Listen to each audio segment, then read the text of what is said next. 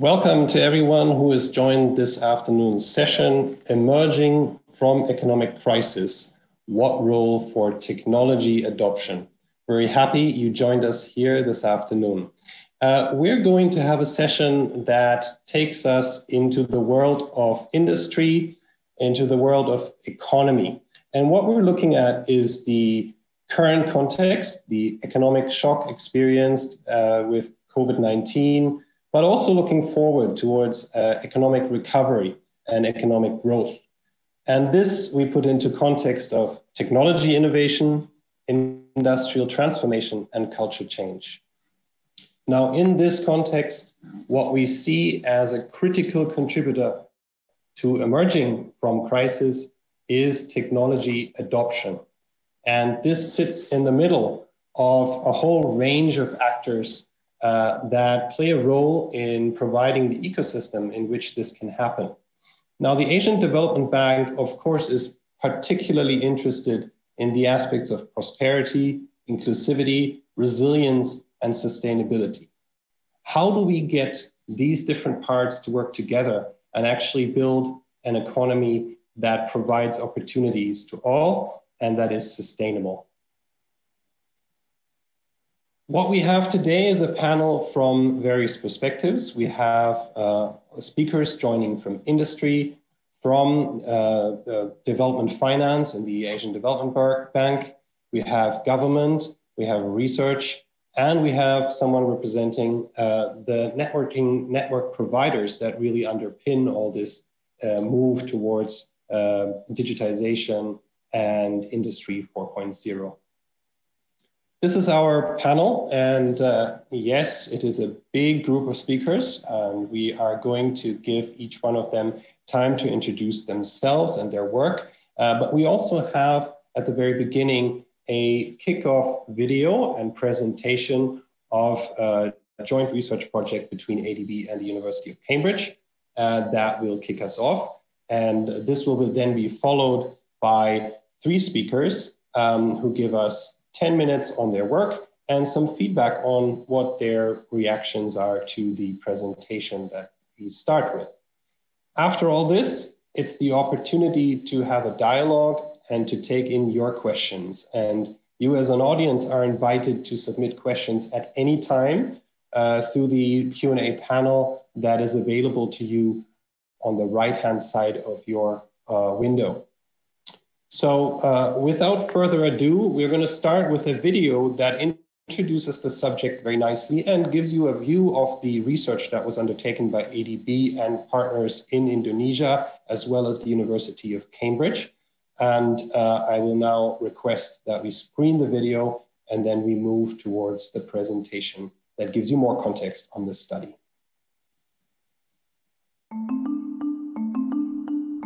Indonesia is the world's 7th largest economy and one of the most dynamic markets in Asia. Its GDP has grown by 5% a year on average over the past 2 decades. But its growth is still being restricted by low gains in productivity, by slowing expansion in the labour force, and by low growth in manufacturing. The key to overcoming these constraints is technology. Technological transformation could add $2.8 trillion to the Indonesian economy by 2040, making industry more productive and enabling more efficient resource use, new product development, and entry into new markets. In the wake of COVID-19, this is more important than ever. The pandemic has accelerated technological trends, including remote delivery of services and diversification of production lines.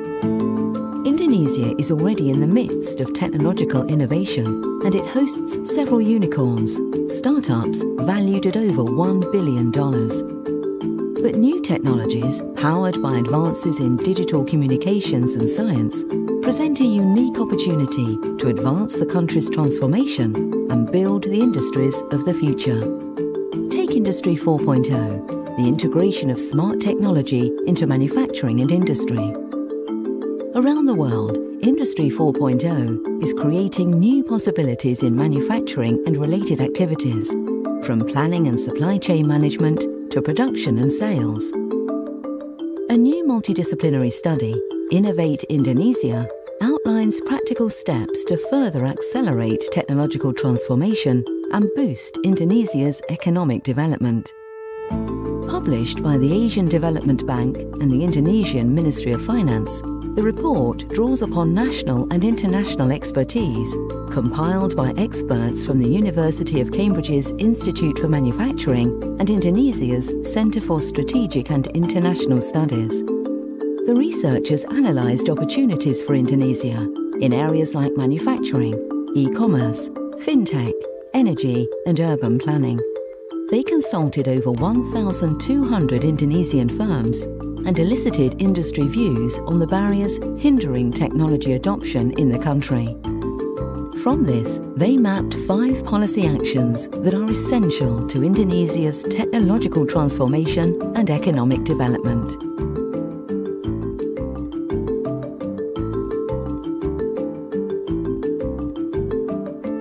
Learn more in the full report.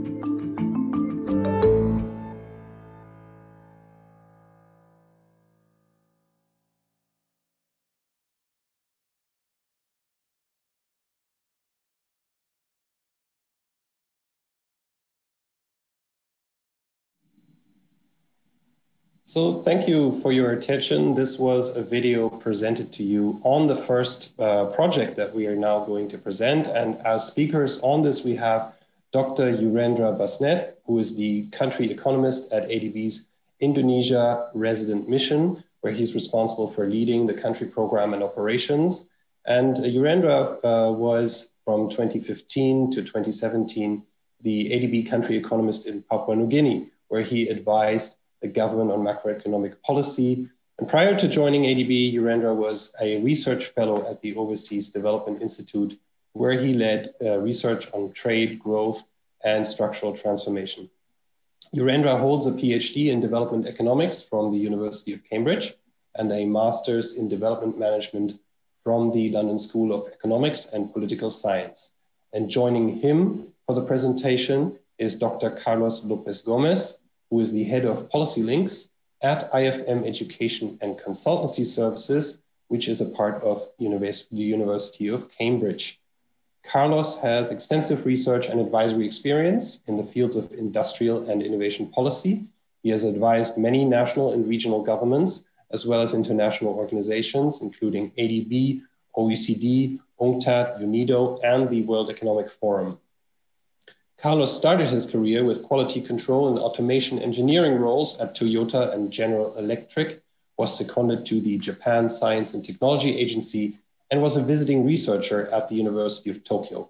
He holds a PhD in industrial and innovation policy from the University of Cambridge.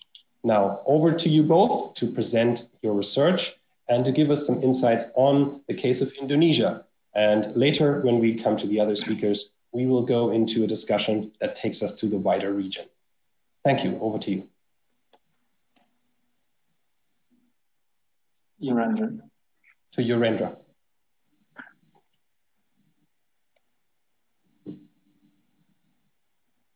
All right. Thank you so much, Arndt, for the introduction, kind introduction.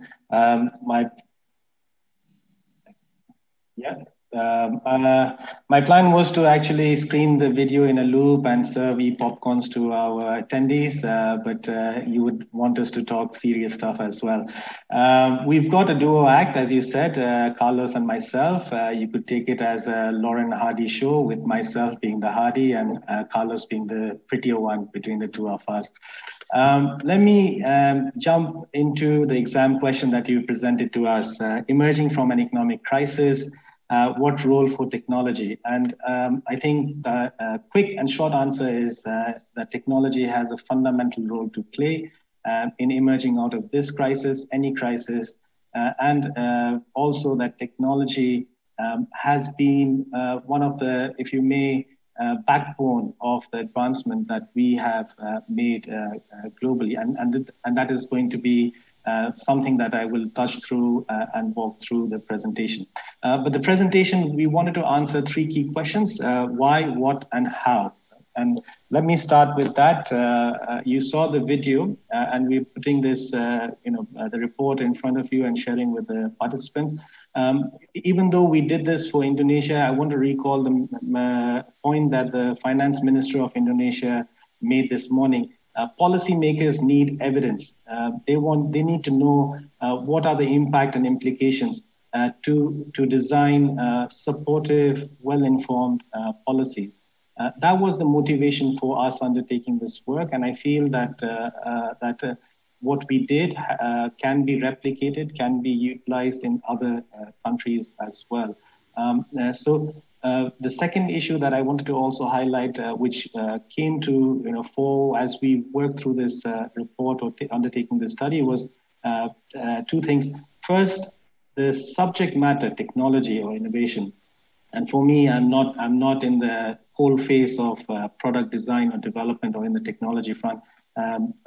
Studying this, for me, technology is embodied in the products and the processes. The products that we utilize, consume, and the processes by which we either produce goods and services or the way we interact in the societies.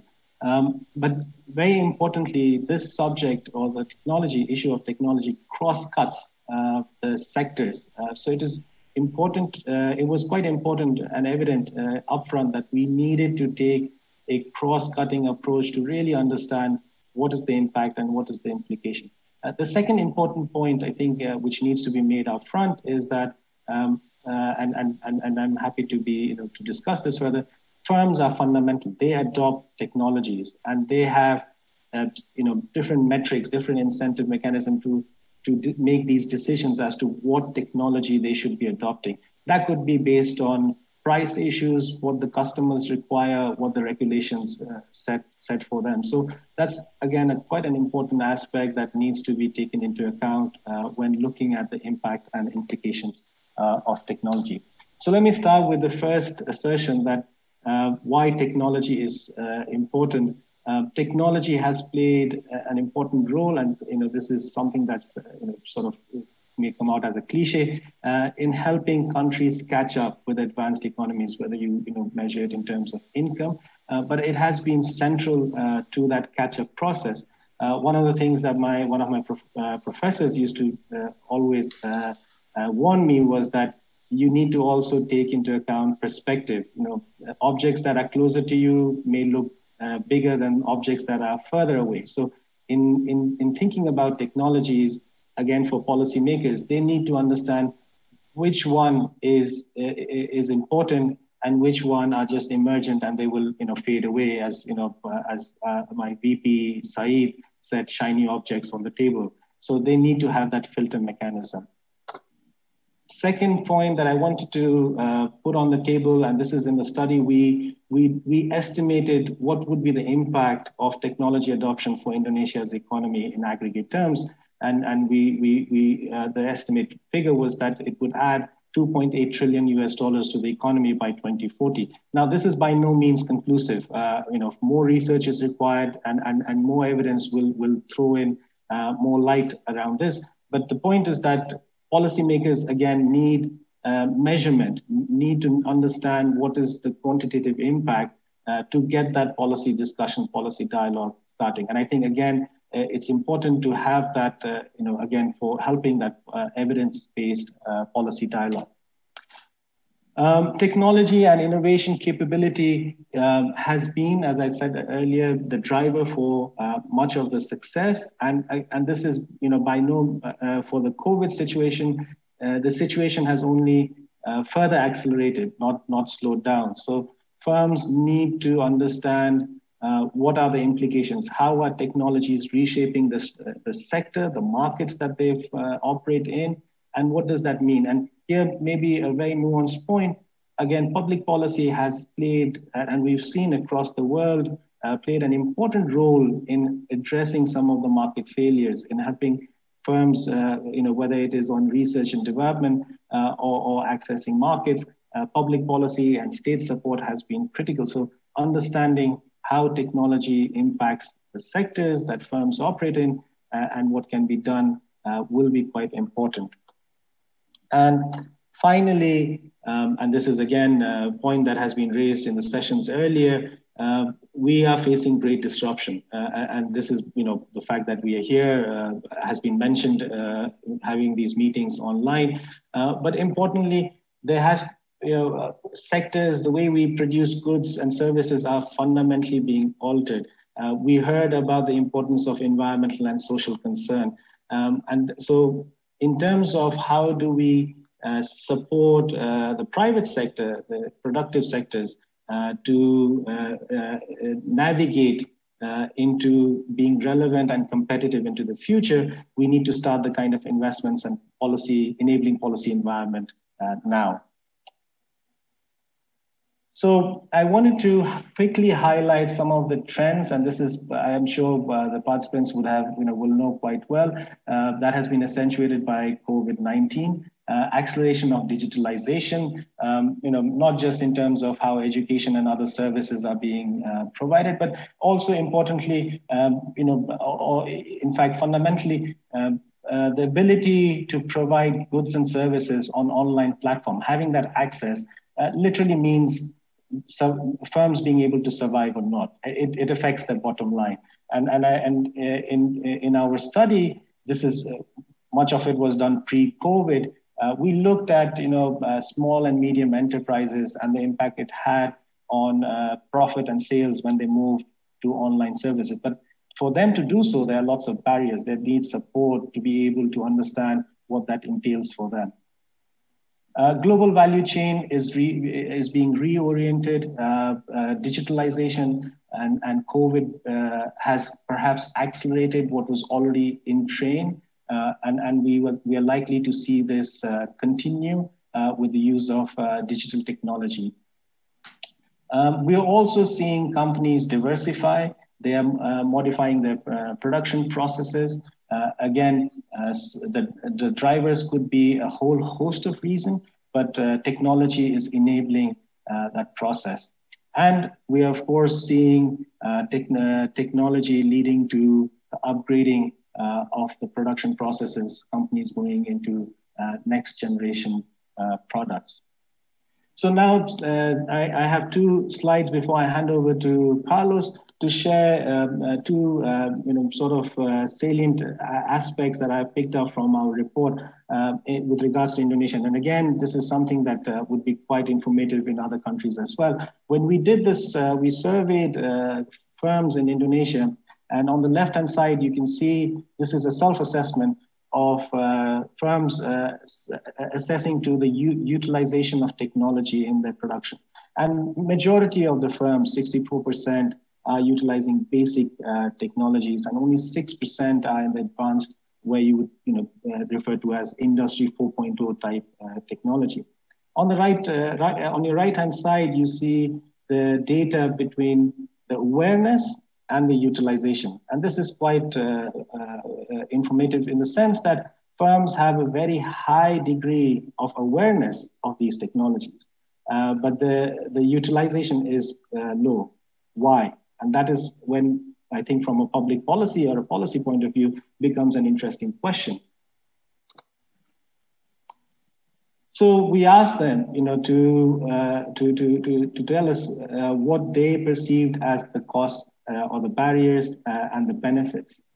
And I think that is, again, to the previous slide, the difference between awareness and utilization. The barriers are real, whether it is in terms of the cost of the financing of these new technologies. Companies face challenges in hiring relevant workers. You don't have the technical know-how in the labor force, and you are going to be careful or cautious in adopting certain technologies which you cannot utilize. Similarly, the business case kept coming up quite frequently in our discussion. Firms need to know and understand what is the business value if they were to adopt these technologies. And another nuanced point, which just to sum up the barriers, there's also regulatory and the customer environment. So, for example, in Indonesia, we talk to multinational companies like Toyota and other multinational companies. They know in their sector where technology is heading. And they know, what are the, frontier technologies. Now, are the enabling environment in Indonesia available for them to adopt those technologies? And that is, I think, again, an important point. And are they able to build in these backward linkages to the suppliers, in enabling them to adopt these technologies? So it's not just a Toyota, but Toyota leading to the whole of the supply chain upgrading technology. So let me stop here and hand over to Carlos to take us to the rest of the presentation. Thank you very much, Yurendra. I think you can hear me properly. Otherwise, let me know. Well, if we go to the next slide, during the course of the study, we sat down with local industry, academia and government stakeholders and mapped trends shaping Indonesia's industry. If Yurendra, you can go to the next slide. So we're obviously not going to go into details, but what we wanted to show you is the kind of information that we have collected in the study. We sat down, for example, with representatives of, from the automotive industry, and we looked at those short-term, medium-term, long-term trends that we believe, and they believe, are shaping the opportunities for Indonesia to participate in global value chains. So for example, in the short term, they will talk about the introduction of electric vehicles. In the midterm, higher vehicle customization, new sector players, electronic players coming into the automotive industry, and longer term things like autonomous vehicles and on-demand vehicle services. So the idea then here was to map those opportunities at a specific sector level and then understand how technologies are shaping the opportunities for companies in Indonesia to actually capture value from these innovation trends. Again, we have more in the study. You go to the next slide, Yurendra, but you'll see we have done this also for food, for textiles, more detailed studies on the opportunities that the companies themselves have told us. So these were done through a number of workshops with in consultations in Indonesia. We looked also at specific technologies and specific areas of application. So for example, in manufacturing, we look at those opportunities that the companies were detecting, both through survey data and through workshops with the stakeholders locally. In manufacturing, for example, the productivity gains through the application of Industry 4.0 solutions. In financial services, things like equity crowdfunding, peer-to-peer payment and lending. In e-commerce, the increased market access throughout the region and in other parts of the world that Indonesia's firms could gain by using new business platforms, urban planning more effectively, and emergency responses. And we talked about these emergency responses. Yurendra might recall when we talked about urban planning, even before the pandemic, this was already being pointed out by our stakeholders, an opportunity to leverage technology for better urban planning. And energy, of course, issues around microgeneration that has high potential in Indonesia, motorcycles, electric motorcycles, and that could lead also to reduce noise and improve air quality. So again, lots of information that you can see in the report on specific technologies, on specific areas of application.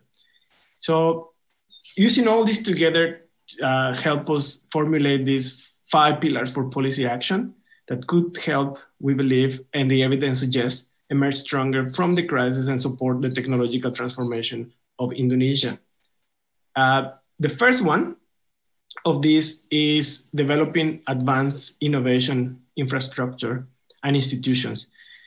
So despite significant progress, Indonesia still is in an early stage of development. There are gaps in the infrastructure. There is low public and private investment in R&D, and scientific output is limited. And in terms of soft infrastructure, there are opportunities to improve intellectual property protection, data privacy laws, and access to finance. So what we suggest is having that long-term investment plans, not just about creating new programs, but also thinking about the long-term building up of institutions. We explore the role of intermediate institutions, such as research and technology organizations, not only in doing the research, but also in providing business services to companies and updating funding practices. So again, use the first basic conditions in soft and hard infrastructure. We, as Yurendra already mentioned, we understand that there is some level of awareness of the technologies already, but not necessarily the understanding of how those technologies can create business impact. What is the business value? Why should companies that have limited funds invest in these technologies? So a second pillar then is to raise this awareness of the business value of technologies through the, for example, sector and cross-sector technology forums with universities, research centers, and technology vendors. Establish mechanisms to share best practices from lead firms and across the value chain, and set up demonstration facilities, for example, that could be based at research centers of universities. By the way, in each of these pillars in the report, we provide examples of how other countries have implemented this action in practice. So for example, in these cases, we mentioned cases like Malaysia that one of the speakers will going to be mentioned in more detail later. We talked. Yes, and we have cases from other countries as well. So then the third one is provide technology support for technology transfer. So the competitiveness of Indonesia's firms will be undermined if they're not able to adopt these technologies. So we talk about the different and differentiated support that they need to receive depending on whether they are in the industry 1.0, 2.0, or already in the 4.0 stage.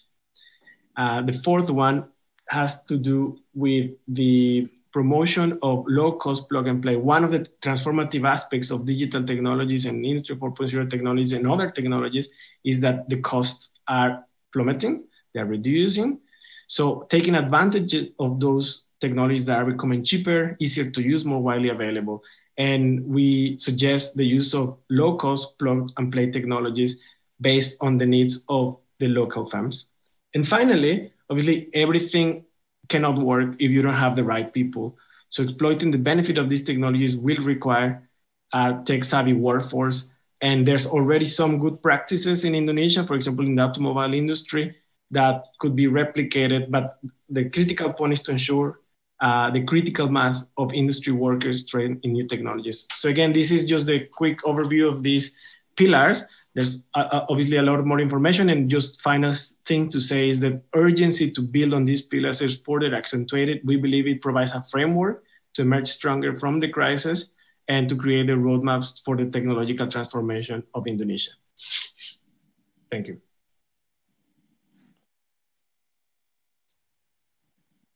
Thank you so much. That was really a tour de force, and sorry to rush you in the end. I think it gives us a good picture of what research is looking at in terms of the levers that can trigger technology adoption. And thank you also for putting it into context of the current crisis.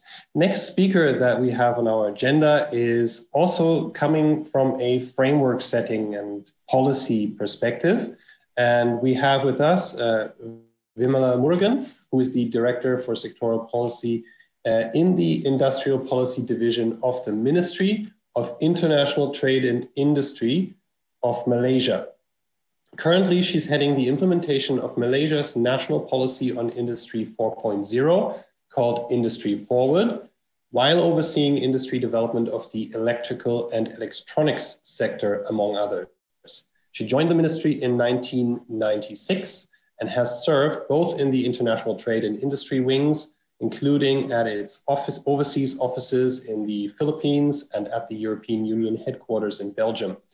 Vimala holds a postgraduate degree in business administration and strategic management from the University of Technology, Malaysia. I think Vimala will give us a very good impression of what happens in the engine room at government at the moment during this crisis. Over to you, Vimala.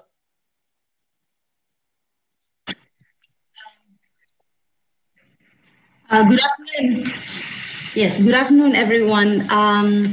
It was very interesting for me to listen to what's happening in Indonesia. The next Malaysia would be looking forward to looking at what exactly the government is doing in terms of pushing the technology adoption among the economic activities, including manufacturing and related services. I'll just go through what's happening in Malaysia when it comes to the policy direction. Okay, so the rapidly evolving and converging technologies are pushing the boundaries of what can be manufactured, redefining domestic, regional, and global value chains. Many of these technologies have been around or under development for several years. However, the interaction and resulting convergence of these technologies is creating an unprecedented pace and breadth of impact. We have seen what's happening, especially since last December. A lot of issues have surfaced due to the pandemic situation. So these enabling technologies have actually brought in new dimensions to the industrial environment. It's a little bit of dramatic situation currently. The situation has actually also taught us that digital adoption is the right way to continue various economic activities. Looking at Malaysia, we are actually at the top 10 supply chain in the global supply chain, especially when it comes to the electronic sector. Having the first-hand experience on what happened in the past 6 months, we saw a lot of disruption happening. And then while implementing the policy and pushing the adoption among the industries, I also am looking at how the industries are actually more receptive towards accepting what is actually offered by the government, by Malaysia. The national policy, it's actually developed together with various other ministries. With the Ministry of Finance, of course, they provide us funding. Ministry of Economic Affairs, they gave us the macro policy of the economy. Ministry of Education and Ministry of Human Resources in terms of skills training and what the curriculum is developed in the schools and universities. The Multimedia Communication University, which is actually providing the infrastructure, the right infrastructure so that the technology adoption can happen without disruption, and the Ministry of Science and Technology in terms of research and development and future technologies. So it's actually a concerted and comprehensive transformation agenda prepared by Malaysia, enabling an ecosystem for adoption of Industry 4.0. So the main objectives of Industry 4.0 is to attract the right stakeholders in Industry 4.0 technologies, and create the right ecosystem for that, and transform Malaysia's industry capabilities in both holistic and an accelerated manner. So this policy focuses specific to manufacturing and related services, whereby MITI is in charge for that. So next would be, I'll just go straight into the flagship programs that we have. We rolled out to get the companies come on board with government's readily available assistance. So it's called the Readiness Assessment Program, which is actually funded wholly by the government for selected companies. So it identifies the gaps and areas of improvement for Industry 4.0 adoption, as well as opportunities for productivity, improvement, and growth. It also determines the state of the readiness of the companies in terms of industry adoption, whether it can happen, whether they are at the conventional state, or they already have undertaken automation and they are ready for digital transformation. And the report also gives feasible strategies and plans to perform outcome-based intervention projects. So we had KPI of 500 companies to be selected for last year. We achieved 500 companies were interested to come on board.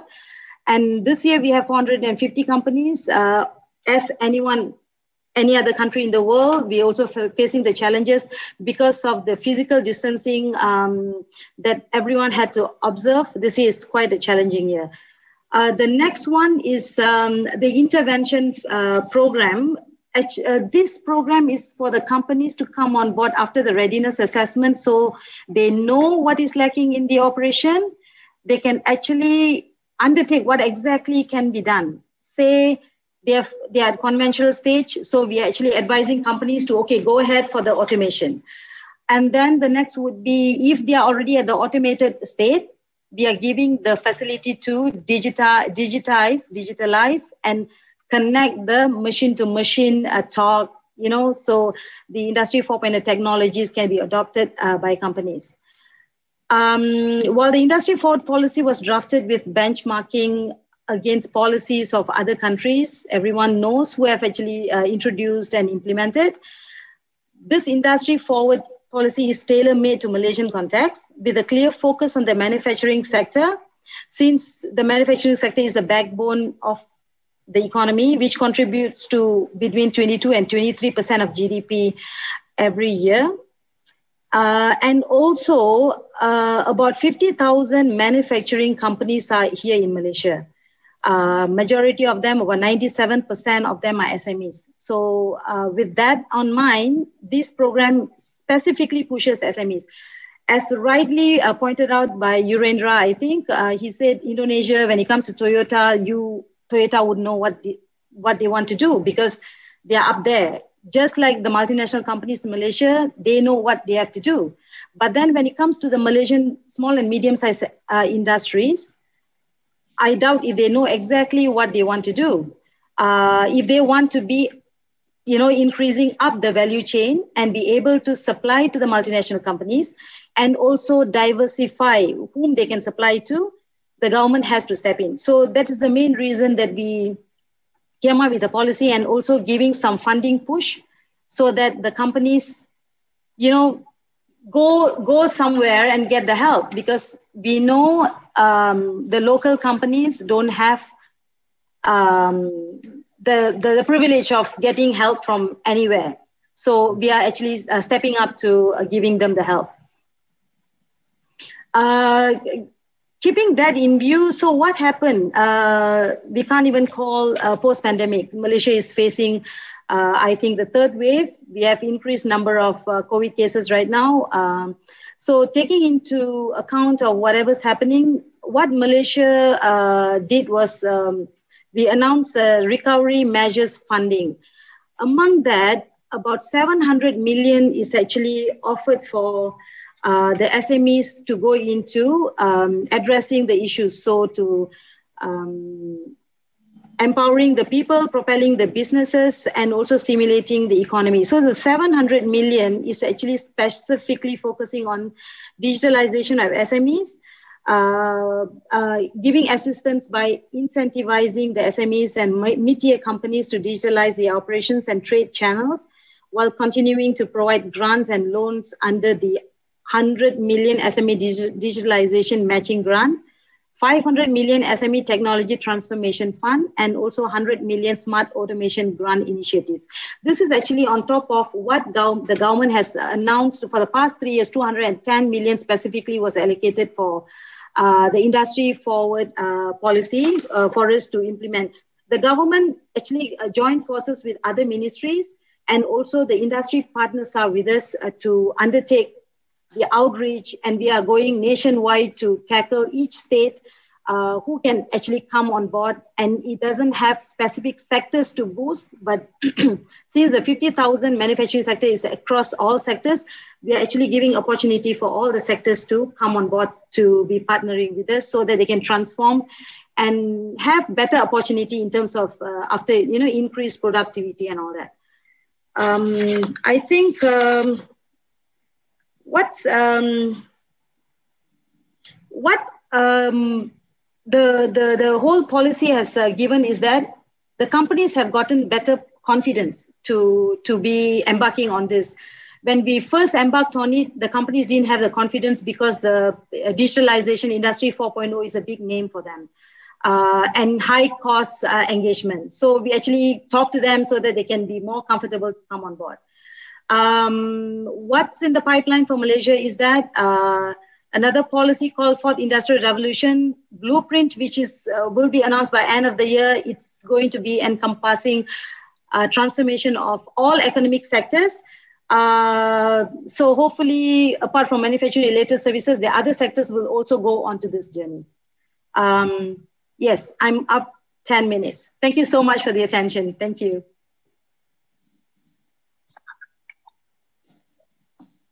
Yeah, thanks so much, Vimala. That was fascinating. And I think it reflects how dynamic the situation is at the moment. You told me how busy you are, and I'm really glad you could make time for our conversation. So thank you very much. I'm going to go straight over to our next presenter, Dr. Michael Gryseels, who is the president of True Digital Group, which is a business unit launched by True Corporation Thailand to drive innovation and capture new growth opportunities from digital, analytics, and related technologies. Michael also serves as the Chief Digital Officer of the Charoen Pokphand Group, known as the CP Group, where he oversees all the digital capabilities and developments.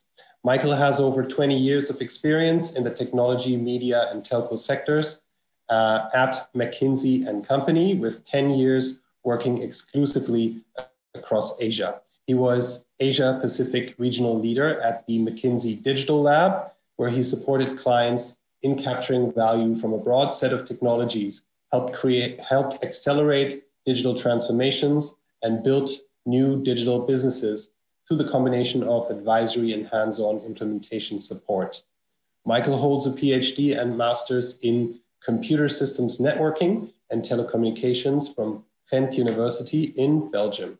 Over to you, Michael. Thank you, Arndt. Thank you, Arndt, for the kind introduction, and good afternoon, everyone. What I've planned to do in the next 10 minutes is to share a number of observations from my role as the Chief Digital Officer of a large conglomerate with presence in Thailand and across Southeast Asia. We're present in a variety of industries, from agriculture to retail to telco to healthcare, automotive, and a few others. So we've witnessed the impact of the pandemic, and I've had to adapt to that in a number of ways across our group. And I'll also, from the vantage point of our telco business too, I'll share some thoughts on how we are seeing the need for new infrastructure in the post-pandemic age. I think this, I want to start with this joke that circulated around during the early days of the pandemic. And, you know, there's something in this joke. I mean, I'm a Chief Digital Officer, but I can actually relate to it in the sense that the sense of urgency increased by almost 10 in the last 9 months. You know, Satya Nadella, the CEO of Microsoft, said we've seen 2 years of digital transformation in 2 months. He said that in April. And so that is also my observation. Now, here's the good news, and I'll have perhaps a slightly different point of view from my colleagues that studied Indonesia. This is probably more of a Thailand perspective, but our point of view is that by and large, Southeast Asia is ready for digital transformation. A lot has happened in the last 10 years. I mean, first of all, an increasing number of people has access to the internet. Southeast Asia is now the third largest internet population globally. And what is quite special about Southeast Asia is that 90% of people in this region access the internet through a smartphone, and that is actually also their only device for the internet. Equally interesting is, and there I can see, you know, what we are doing in Thailand. The internet is not only about consumers going online. There's an increasing number of devices, sensors getting online. In Thailand alone, there's millions of such devices already connected to the internet with applications across a number of industries, smart cities, and logistics. I think the second dimension from a supply point of view that has really improved is the availability of networks. And of course, that is not the same for people that are living in the center of Bangkok or Jakarta versus people that are living on some more remote islands. But most urban areas where most of the population is concentrated in Southeast Asia doesn't only have access to high-speed mobile connectivity, but it's also relatively cheap compared to global standards. And what is equally exciting is that Southeast Asia is moving relatively quickly to 5G. We've seen 5G go live in Singapore, Malaysia, and Thailand, and that will spur the development of applications for 5G. The third dimension is what we've seen in cloud.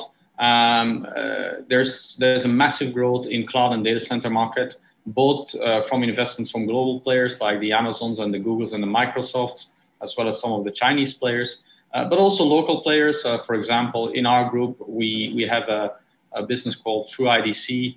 It's the largest data center in Thailand. And just in the last 6 months, we've seen demand for cloud actually double, particularly driven by the surge in e-commerce and the need to support that through local compute. I think the area that we see still needs further improvement, including, I guess, at the policy level, is there is an increased scrutiny around, what do we do with all the data that is generated by these digital businesses? Several governments are following what the European Union has done with the GDPR, which we believe is a good thing. But it means that companies also need to be ready to deal with privacy and security of data. And I think it's fair to say that not all the companies in our region are there yet. And so there's a need for catch up, which obviously requires investments. I wanted to share my perspective, and I think I'll amplify some of the trends that have been cited by some of the previous speakers in this panel, both for Indonesia and Malaysia. But we have seen across the industries that we touch with our conglomerate quite some shifts in just six months. I mean, the first one and the most obvious one was the surge in e-commerce. There's a survey that showed, was done by one of the consulting firms, that 30% of consumers in Southeast Asia increased their spending. 84% participants are first-time e-commerce users. We have a significant offline retail presence in our group. Our e-commerce business, particularly during the circuit breaker periods, went up by a factor of 10 in just a few months, and we've seen many customers that had never ordered online before. I think the second, which I think is promising for the long term, obviously COVID has been devastating from a public health perspective, but I would say one silver lining is that I think it has accelerated digital healthcare, which I think is critical for this region. If you look at it from a supply point of view, this region has 0.3 physicians per 100 inhabitants. I think that's one of the lowest in the world. And digital healthcare is a key lever to solve part of that gap, particularly for rural areas that have even less access to such healthcare. And what we've seen during the pandemic is that there has been an increased openness, both from hospitals as well as from the government, to support the shift to digital healthcare. We collaborated with over 25 hospitals in the last 6 months to help them launch virtual clinics to allow patients to consult their doctor without having to go to the hospitals. And I believe that many of those virtual clinics are going to stay, and we'll see an acceleration of digital healthcare across the region, which I think is a good thing. EdTech, I think over this is not a new trend. I think over the last 5 years, I found statistics that there has been $500 million VC funding going into EdTech in Southeast Asia across all markets. I think recently, particularly Indonesia, has seen a big pickup in EdTech investments. And I think the pandemic has only accelerated the adoption of online learning in EdTech. It's been de facto the only way that students have been able to learn. And again, I think the change in habits is something that will stick. And I think what is exciting is that we're seeing improvements in education and online learning technology that actually makes the experience better for students, such that it doesn't need to be seen as something inferior to in-classroom learning. Digital manufacturing, I think some of my colleagues on this panel have spoken about that before. We are seeing similar trends. The fact that factories had to take measures related to social distancing, had limitations on the number of employees that could come to work, has actually spurred interest and investments in technologies to make manufacturing more productive, whether that's in operations management, predictive maintenance, and we're seeing a lot of interest. We've seen a lot of interest in our companies, but also in the rest of the time market for these type of technologies. And also that's, again, something that we believe will stick post this pandemic. I think there's a realization that more needs to be done to increase productivity in factories for Southeast Asia to remain competitive. and that technology is ready. I think there is, one of the previous speakers said there is a big gap between awareness and implementation. I think that is something that needs to be dealt with. Many of the factories in Southeast Asia, Ms. Vimala said it in Malaysia, the same in Thailand, are small and medium-sized enterprises. They do not have big IT budgets or big IT capabilities. However, they have the interest to use these technologies. So I think that's where I think there's a need for private-public collaboration to see how these smaller, less equipped players can benefit from these technologies. I think linked to that is what I call data-driven supply chains. And we've seen a very interesting trends. I don't know from an investment point of view if it was wise to go long or short on logistics in the last 6 months. But there has been, on one hand, an increased demand driven again by e-commerce, which has put pressure on supply chains. And on the other hand, there has been massive disruptions, starting with China and then afterwards other markets in logistics. And I believe what that means for companies is that visibility, transparency on supply chains is more important than ever. Being able to predict supply chains, I think that we will see increased interest in that. And the good news is, again, that the technologies to make use of the data that is actually available they're out there. It's just more kind of how this again requires an ecosystem approach to take full advantage of it. And then lastly is really the digital workforce. Within our group, we have 360,000 employees. In a period of 2 weeks, more than 3/4 of those had to work from home. As the Chief Digital Officer, I can say that's the single most strongest impulse that we've had for digitization inside our company. We faced in those few weeks a massive strains on both hard and soft things. On the hard side, servers that weren't ready to deal with so many employees from home, employees whose laptops didn't have all the necessary security protocols. We've been able to deal with those very quickly. I think the thing that has been more challenging is for our people managers to deal with people that were working remote.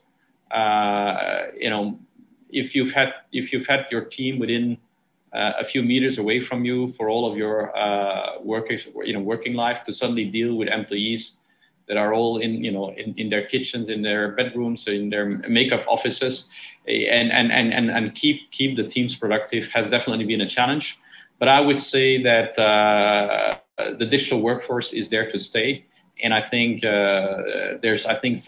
particularly from the employees, there is definitely a demand to keep this level of flexibility, to keep the option to be able to work from home for certain days.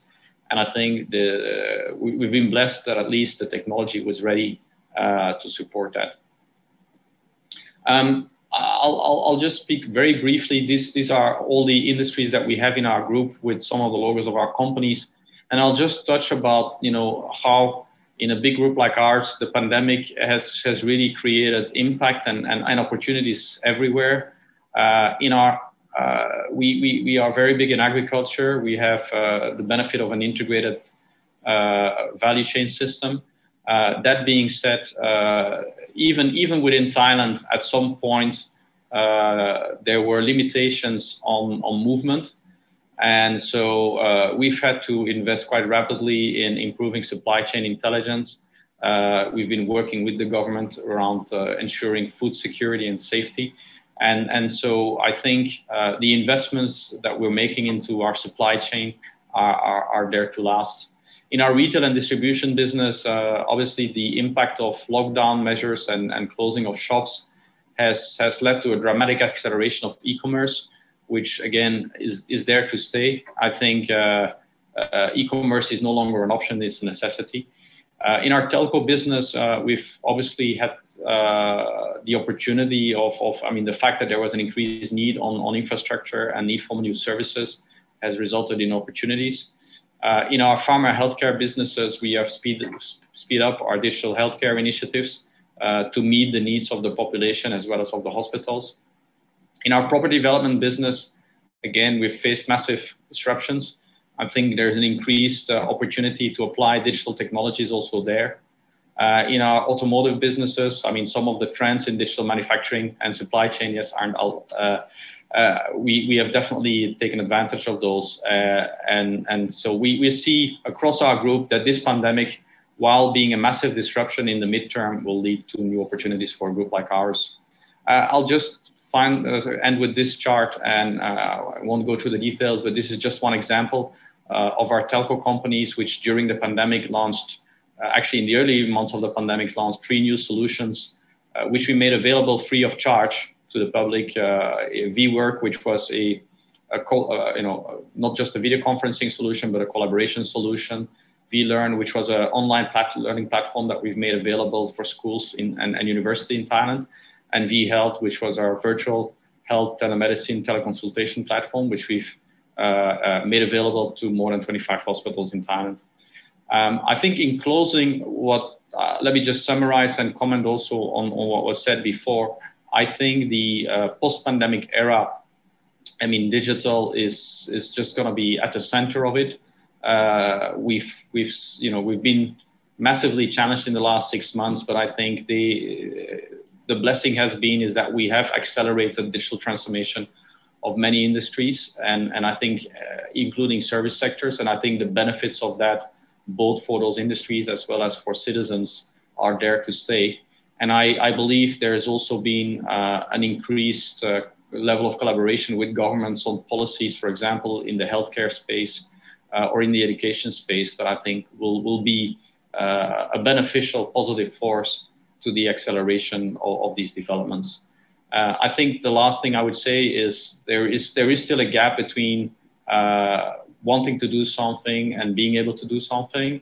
And I think in closing, I do agree with what Dr. Yurendra and Ms. Vimala have said before, which is there is a need to support particularly smaller companies that don't have the capabilities to take advantage of these technologies, to seize the opportunity as well and make sure that there's not a digital divide as a result of the difference in capabilities between big and small companies. Thank you for the opportunity and thank you for your attention.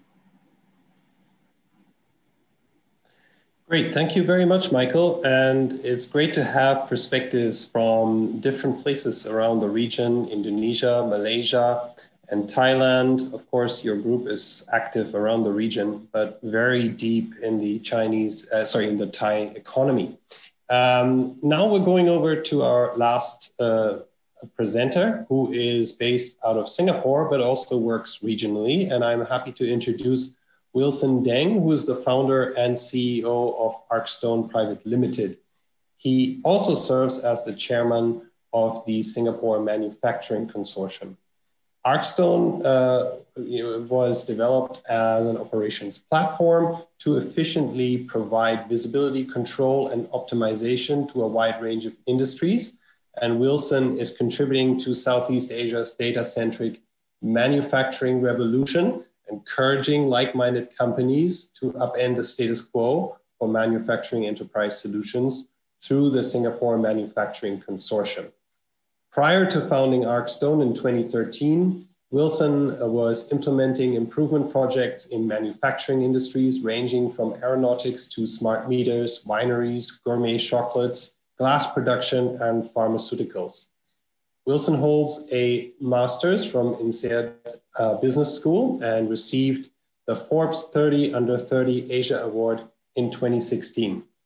I'm very excited to have you close our round of speakers. Over to you, Willson. And can I also encourage the audience to keep submitting questions? If you have any, please put them in the questions menu. Over to you, Willson. Sorry.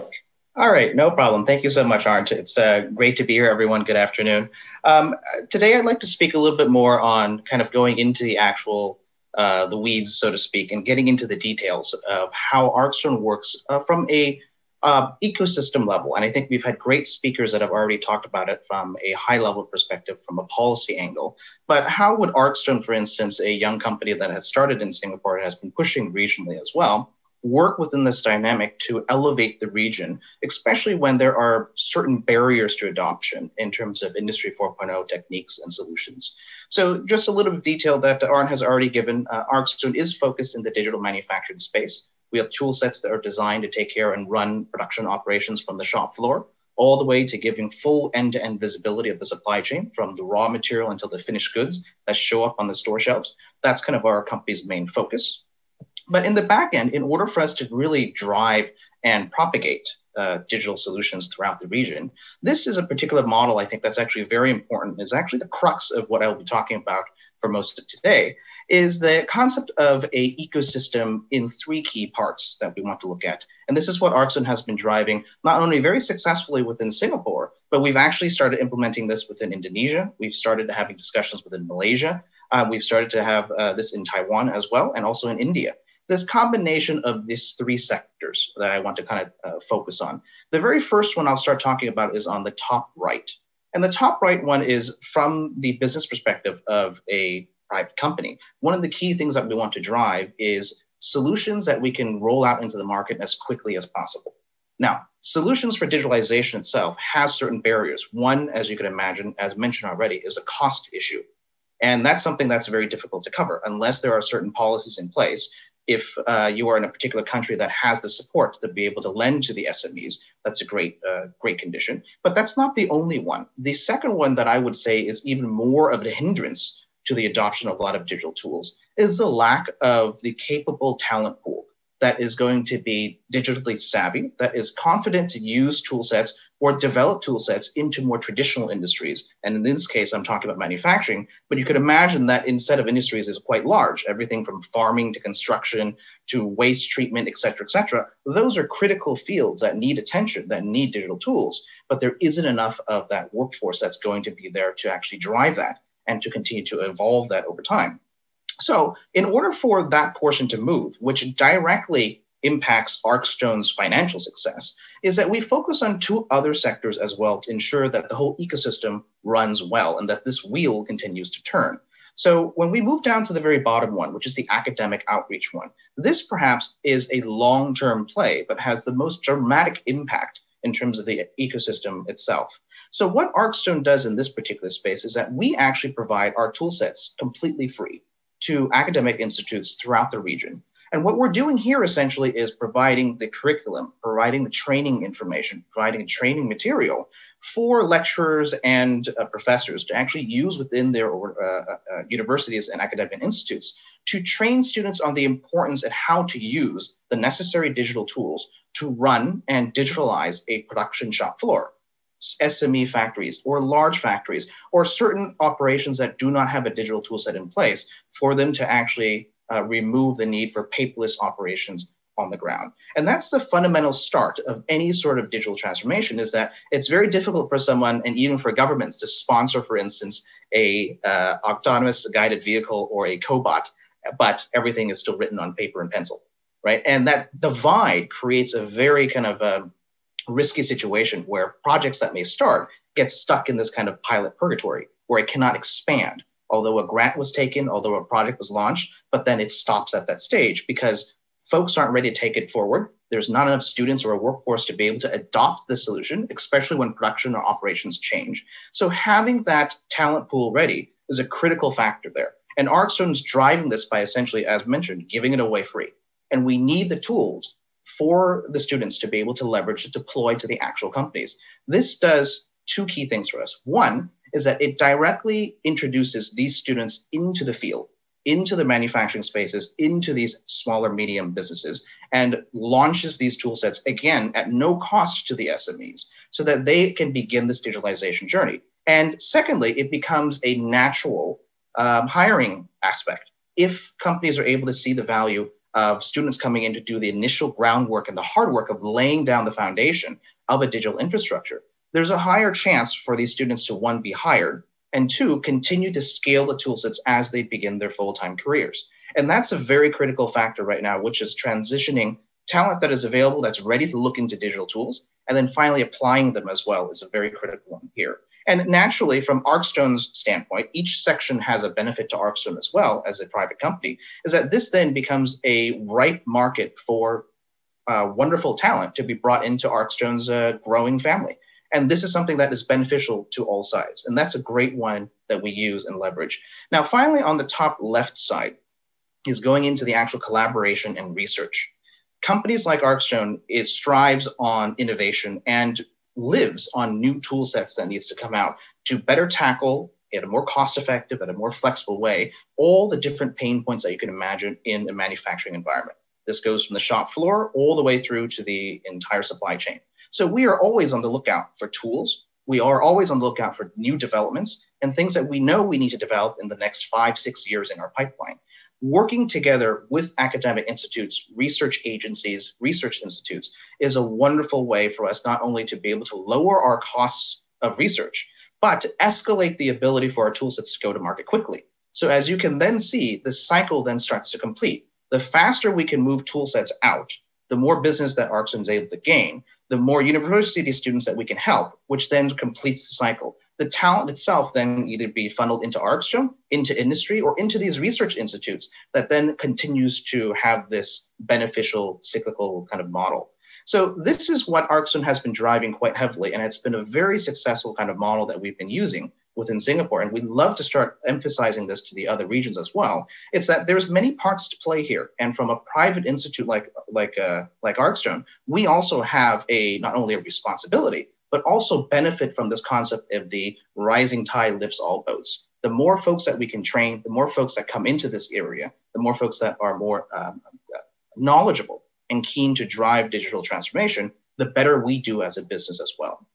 So let me go a little bit into the details as well, into kind of the research work that Arcstone has been working on. There is one particular institute out of Singapore that we have wonderful relationships with. It's called the Advanced Remanufacturing Technology Center. It is one of the research divisions under A*STAR, which is Singapore's kind of main research agency here. And this particular model of the ARTC, of why it's so wonderful and why Arcstone works so well with them, is that they have adopted a private public joint research institute model. The idea is a membership research-based center that allows folks to come in as members to then decide and pick which particular research topics would be the most influential in the industry. So instead of someone coming up with new ideas and generating new ideas, it's actually directly coming from industry. We have direct need for certain solutions, direct need for certain research topics. And this is where the government, together with private companies, is able to then escalate the R&D work directly out into the market vastly quickly and much faster than compared to doing it in-house or trying to do it in a different way. And we've seen tremendous success. And some of the things that you can see here in terms of where Arcstone focuses our research attention goes from the visibility, control, and optimization of production and supply chain operations. But we have a very strong focus of sustainability that underlies all this as well. And just as we had talked about before, in the two areas that we want to be able to reach out to the industry, the two things that we do together at the ARTC also is on the academic outreach side, which is bringing in new and fresh talent into the research area of Industry 4.0, but also connecting back with the ecosystem of the small, medium enterprises and linking together the large multinationals with the suppliers, which is typically SMEs. So there is a bridge and a need for digital information to be transferred. When you have a top-down and a bottom-up methodology of driving digitalization, it has a much higher chance of success in this particular way. And overall, the net that you see here is that there's two particular key gains. This graph is more or less aligned based on kind of what we've seen and has happened in Singapore, but it will apply to any of the regional countries around this space as well, is that there is a stage-by-stage process of how policy, private industry, and also academics can work together. The very first stage is still always going to be gone through in terms of investment. But investment itself does not necessarily mean that it needs to be a massive capital investment. It is actually an investment in terms of time and effort of the academic institutes to focus and drive students into this space, and then moving into sustaining that. And sustainability of this particular tool set has to come from industry as well, which means industry needs to adopt the tools, SMEs need to internalize it and start using it on a regular basis. And then, of course, their customers, in which case maybe the multinationals that we were talking about, the large players, needs to then ingest this information and ingest this data to then provide further value for themselves. So that is what is, I would say, a carrot and a stick, so to speak, in terms of how manufacturing digitalization can move in this space, is that the carrot itself is these incentivizations. There is an ample, hopefully, an ample marketplace of talent available. There is ample available solutions, just like Arcstone has been mentioning with our free tools, or using other quick plug and play tools as our previous guests have spoken about. Those are the critical ones that gets that project started. But then sustaining it would need sometimes the stick. And the stick itself is either going to be coming from the customers themselves who are now demanding this information, but the stick can also come from internal mindset changes to now realize that data is an important factor in the decision-making process and that we shouldn't be going off of gut feel. And once you have 1 and 2 ready, then 3 is the ideal solution where you want, and I think all the regional governments would want it to be in, is a self-sufficient stage where you have enough of a talent pool that is already looking at innovating new tool sets within the particular industries that they're working in. But then you have an educated SME base as well that is now smart enough to go and pick which solutions are going to be the best for them, instead of trying to do a more of a shotgun approach to try to see what might work.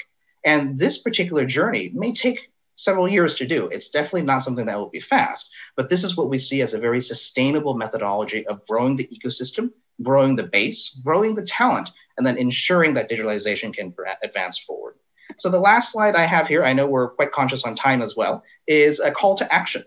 One is if you do happen to be in Singapore and if there are particular guests that are keen to see more of how Arcstone has run this type of policy and process together with not only government agencies, academic institutes, and of course the trade associations as well, come visit us at the ARTC, and we're more than happy to show you how all this works, show you the tool sets, and show how the model works as well. For those who are in the academic space, as mentioned, Arcstone is a very key driver in terms of escalating digitalization within academic institutes. If you're interested in learning more and applying this in your own research institutes or in your own academic institutes, reach out to us and let us know. And then finally, for those who are in the actual research space and keen to look at digitalizing and researching new tool sets for the Industry 4.0 market, more than happy to collaborate with you together from the Arcstone standpoint or the ARTC standpoint as well. So there's definitely action that we all can take, but if we look at it from an ecosystem holistic view, there's a lot more that we can all benefit from as well. So thank you so much for everyone's time.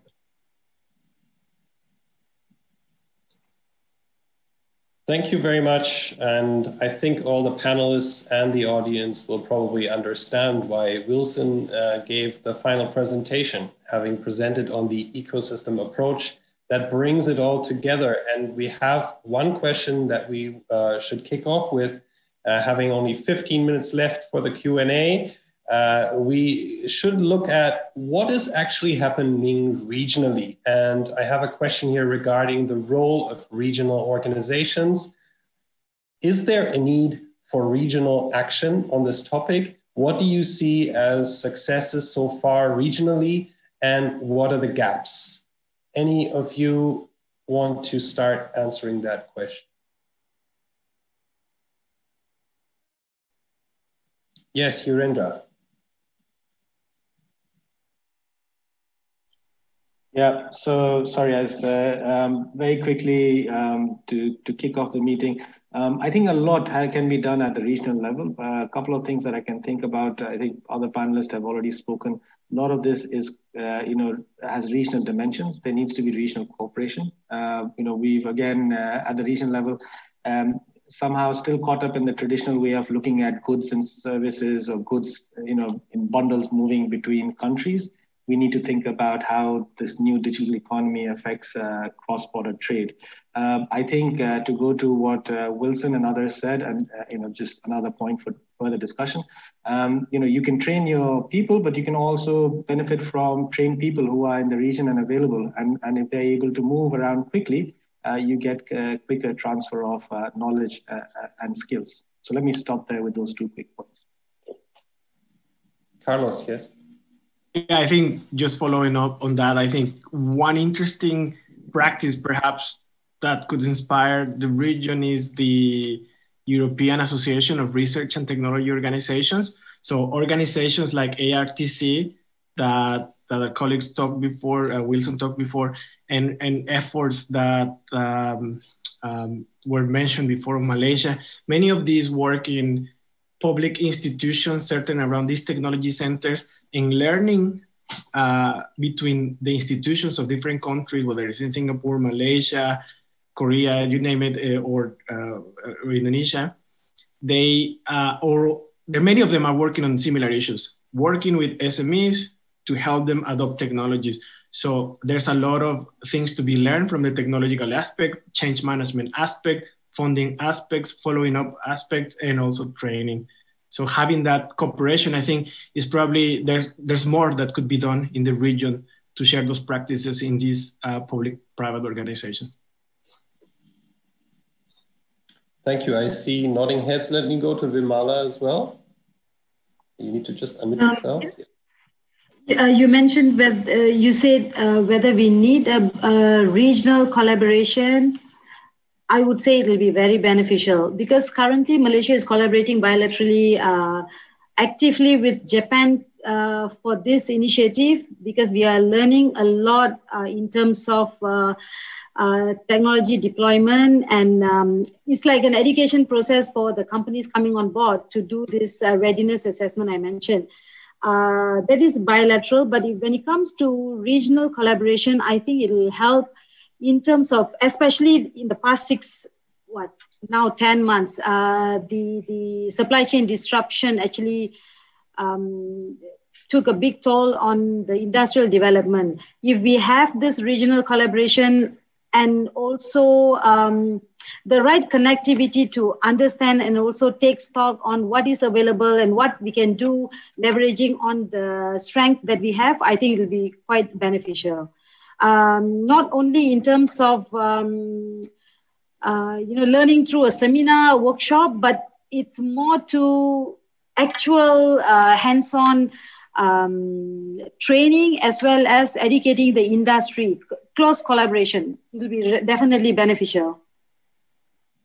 Great, thank you. Maybe unless you also want to make a remark on this point, I want to ask Willson and Michael from the private sector perspective. Willson, you talked about an ecosystem approach and you work a lot with SMEs. You're in that space. Michael, you were part of a big group, of an industrial group with various parts, some strong and probably strengthened by COVID and others probably struggling quite a bit. Is this model of an ecosystem approach, is that something that can be easily adopted in contexts like Laos or Cambodia, where probably the players that are involved are not yet at the stage of a Thailand or Indonesia, both in terms of fiscal space to do work and to put out subsidies, but also in terms of institutional capacity and knowledge in-house? Can you comment on the context and the ecosystem questions that would come into play when we think about emerging from this crisis through technology adoption? Yeah, I'm unfortunately unable to comment on Cambodia and Laos specifically, but what I can say is that I very much see that from the last 6 months that there is a need for collaboration between players, even private and public players, to deal with the demands. I mean, I'll just take a few examples. What we've done in healthcare, to digitize healthcare requires the government to review regulations about remote consultations. How can a doctor that has never seen a patient before make a prescription? That's something that the private sector on its own cannot solve. It requires that big players that help with the technology, and then it requires clinics that actually generally don't have very sophisticated IT department to work with that. So I think I've seen in the digital healthcare space, which obviously was a space that was at the center of the public health crisis, one where if we hadn't had alignment of objectives, that we need to make this work and all parties working together for the broader objective, we would not have succeeded in such a short time, putting in place virtual clinics where suddenly patients could do remote consultation, something that was not possible just a few months before. So I think I just want to affirm, and I'm just taking healthcare as an example, that such a collaboration is necessary to drive innovation. And just to kind of add to what Michael has been mentioning as well, that is the key point there was really around the alignment of expectations and alignment of KPIs. And if you're looking at it from the policy level, it does require multitudes of ministries and departments to actually be working together. Just as what we have just discussed here is that at the bare minimum, the research institutes and the academic institutes needs to be aligned in the importance of digitalization and transformation there, to then funnel that kind of research that they're doing back into the SME markets. So would you say if it was possible to replicate in different countries, I would definitely say it's definitely possible, but it does require coordination. It does require investment. It does require foresight. But the beauty of this kind of system is that it is a self-sustaining model once it gets rolling. Because once you have that snowball going, it's able to actually have enough talent in the marketplace that then drives innovation, that further drives research, that brings value to the ecosystem for the SMEs, and then the cycle repeats itself. But the beginning portion of getting the snowball rolling on its own is difficult. And for some countries, it may be easier as you're naturally slanted downhill due to certain particular situations. For other countries, it may be more of a push uphill before you actually see that when you get past that kind of hump.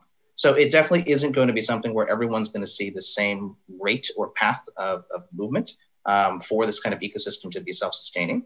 But it is a necessary one, I think, that everyone needs to be aware of and to start moving in that direction. And pertaining to the previous question, this actually naturally leads to, if there was more of a regional focus, a regional Kickstarter, so to speak, on this for governments to latch onto and piggyback on to move this kind of ecosystem along, it will definitely be beneficial for the entire region.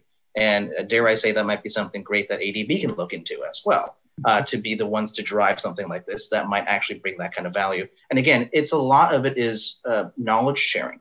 It's about getting policymakers and institutions and folks aware of the potential for a self-sustaining digitalization model.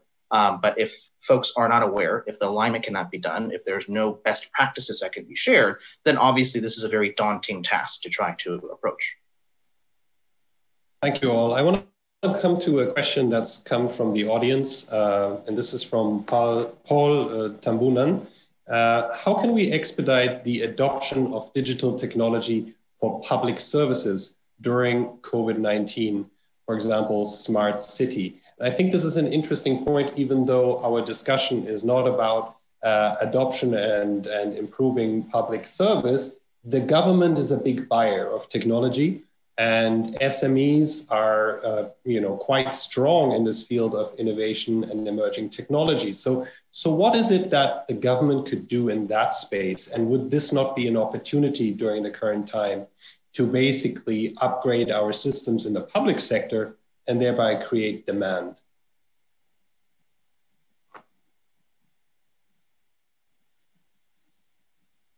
Anybody want to take this? I know that Michael, for example, would be looking at this more from the perspective of large infrastructure. A lot of his companies that are involved are in the telco business. And of course, government is heavily investing during these days and sometimes even struggling being able to implement and to construct because of all the restrictions. I heard Philippines is having lots of trouble with that.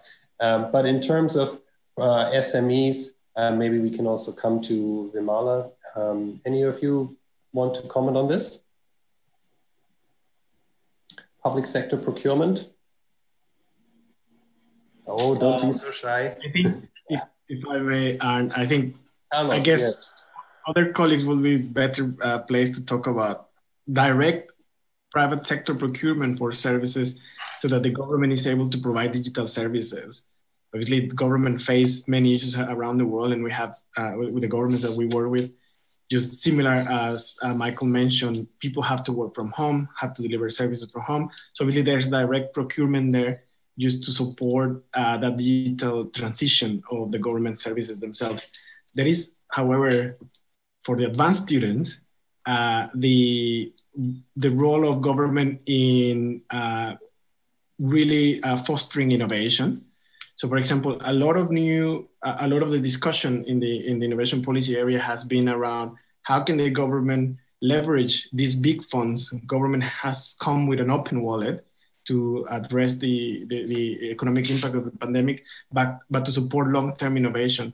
So, for example, initiatives like small business research initiatives that you see in countries in other parts of the world are aimed at offering kind of some contract research to SMEs so they can develop a solution that is not available in the market. If the solution is available in the market, that's just a direct procurement.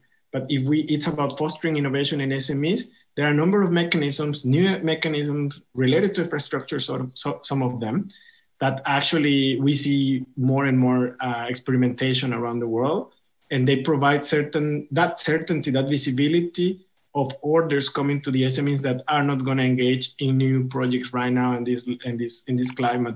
But those kind of initiatives from the government, contract research coming from the government for a specific need that then could be deployed in other areas. We see that as a potential way to support that innovation. Thank you. Arndt, I can, maybe Vimala, do you want to go ahead of me? The government efforts when it comes to accelerating technology adoption, right? So at least for the government perspective, Malaysian government perspective, so what we have is it's called the National Fiberization and Connectivity Plan. There was about 1 billion ringgit was allocated, even though the plan name has been changed recently. So the main objective is to provide the right type of connectivity to potential industrial sectors, plus when you can say the smart city areas, so that digital adoption can be easily happening and accessible by those who are interested to move on.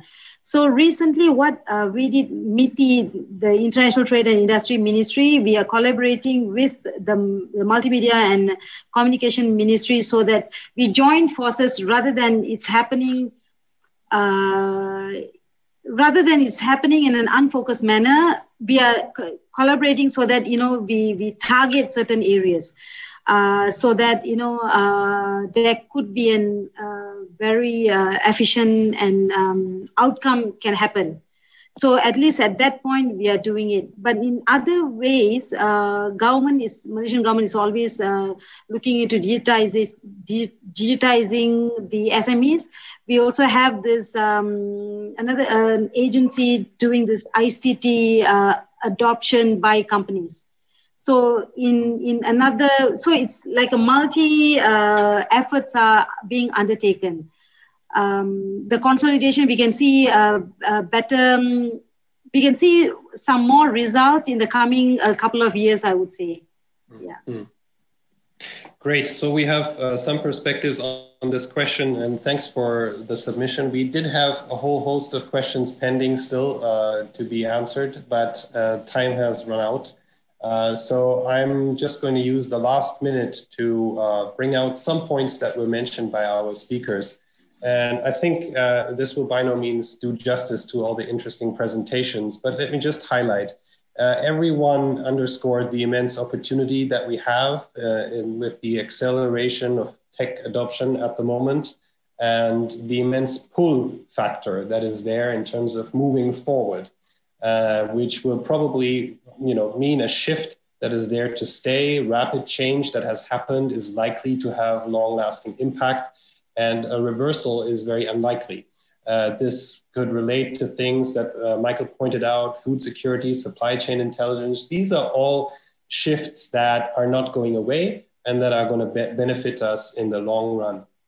There is a gap between the awareness of technology and its adoption, and that is the area where government can play a huge role. The smaller players, SMEs that have less capacity to be on top of new technologies and their potential would need assistance.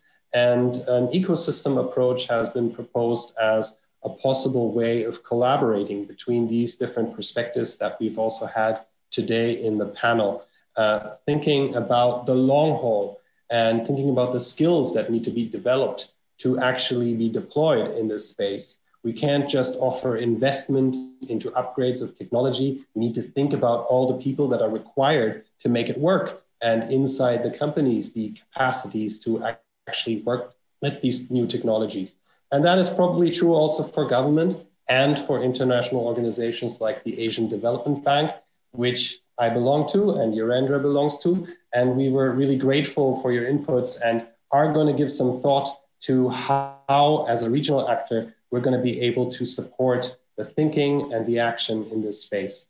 I want to thank all of the speakers for some really great contributions. We're all going to go back and rewatch the recording again to really make sense of all the things that were said. Thank you for your time today, and see you again soon. Thank you. Thank you, Arndt. Thank you, everyone. Thank you, everyone.